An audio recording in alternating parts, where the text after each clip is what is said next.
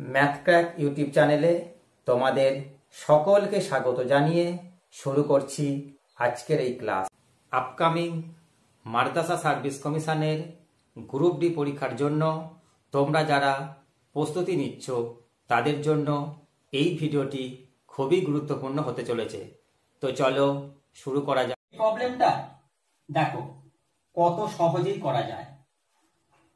রুটের মধ্যে 6, আবার সেই রুটের ভিতরে 6, এরকম করে চলছে। কিচ্ছু করতে হবে না, খালি 6কে পরপর দুটি ক্রমিক সংখ্যার গুণফল আকারে ভেঙে দাও। 6কে 3 গুণ 2 এইভাবে ভেঙে দাও। এদের মধ্যে যেটা বড়, যদি যোগ চিহ্ন থাকে তাহলে 3 আর 2 এর মধ্যে যেটি বড় সেটি হবে উত্তর। 3 বড়, তাহলে 3ই হবে উত্তর। একই জিনিস, আগেরটা আর এইটা দুটোর মধ্যে পার্থক্য দেখো। আগে প্লাস দিয়েছিল, যোগ চিহ্ন দিয়েছিল, এখন বিয়োগ চিহ্ন দেওয়া আছে। একই নিয়ম, পরপর দুটি ক্রমিক সংখ্যার গুণফল আকারে ভেঙে দেবো 6কে। 3 গুণ 2, এদের মধ্যে ছোট যেটা সেটাই হয়ে যাবে উত্তর, কারণ এখানে বিয়োগ চিহ্ন দেওয়া আছে। বিয়োগ চিহ্ন দিয়ে থাকলে এই টাইপের অঙ্কগুলি দুটো সংখ্যাকে গুণ করলে তাদের মধ্যে যেটা ছোট সংখ্যা সেটাই হয়ে যাবে উত্তর।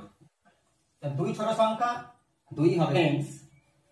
দেখো এখানে দেয়া আছে 1 থেকে 100 পর্যন্ত পরপর 100টি সংখ্যার যোগফল কত। তো আমরা এর জন্য একটা সূত্র অ্যাপ্লাই করব। কি সেই সূত্র?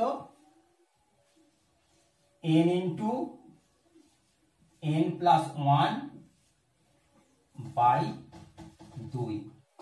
এখানে n বলতে কতগুলো পদ সংখ্যা আছে, এখানে 100টি পদ আছে, তাহলে n সমান 100, তাহলে n এর জায়গায় 100 বসাবো